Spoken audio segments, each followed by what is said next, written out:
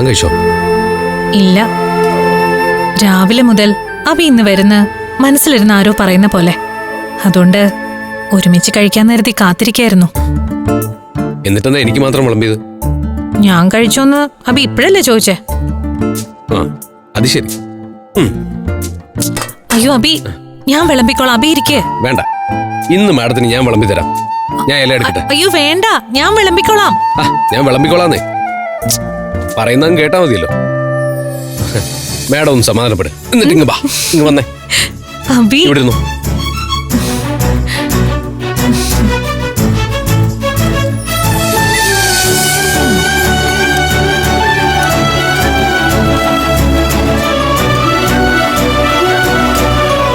മതി. ആ കുറച്ചുകൂടെ ഇടട്ടെ, കഴിക്കാം.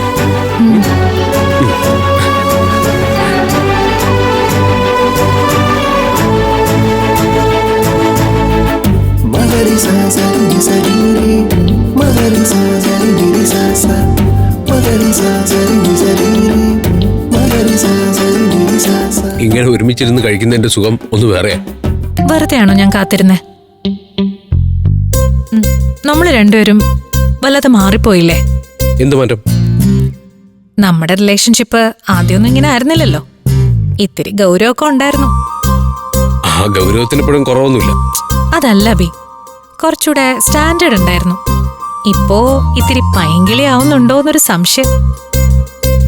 ഈ പ്രണയം എന്ന് പറയുന്ന സാധനെ കണ്ടുപിടിച്ച കാലം മുതല് ഇത്തിരി പൈങ്കിളിയാ. ഇനി നമ്മളായിട്ട് അതിനെ വ്യത്യാസപ്പെടുത്താൻ നോക്കണ്ട. ശ്രമിച്ചാലും നടക്കൂല.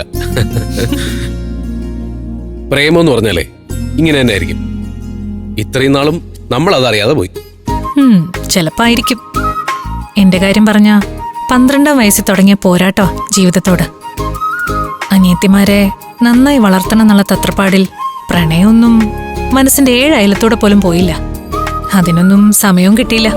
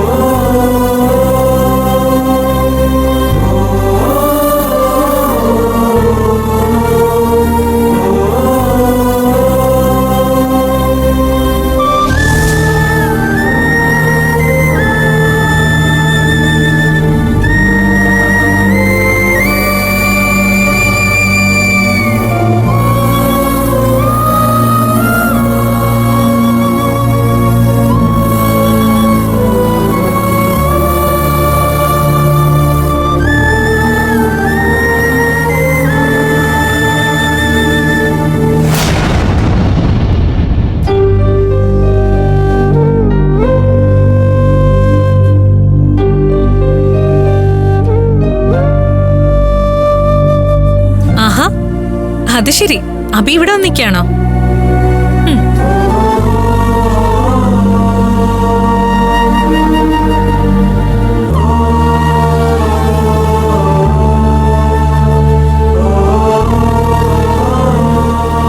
ഊണിന് ശേഷം ഒരല്പം മധുരം നല്ലതാ.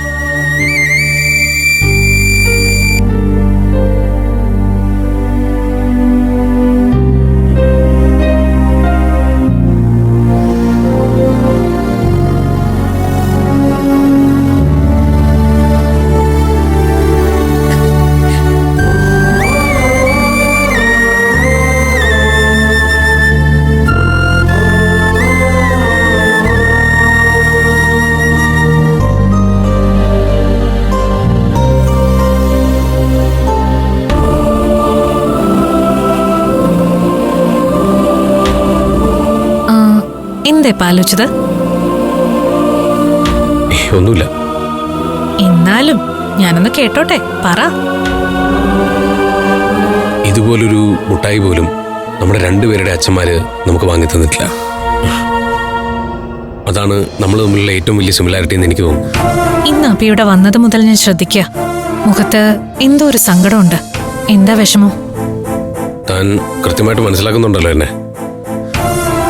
അങ്ങനെ എന്തേലും മനസ്സിലുണ്ടെങ്കിൽ പിന്നെന്താ എന്നോടൊന്നും പറയാണ്ടിരുന്നേ? അല്ല, തന്നോടെല്ലാം തുറന്നു പറയാൻ വേണ്ടിയിട്ടാ ഞാനിങ്ങോട്ട് വന്നത്.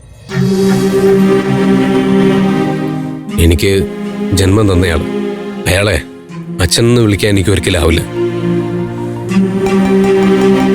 കാരണം ജന്മം തന്നുകൊണ്ട് മാത്രം ആരും അച്ഛനാവുന്നില്ല. അങ്ങനെ ഞാൻ വിശ്വസിക്കുന്നു. എന്താ സംഭവിച്ചേ?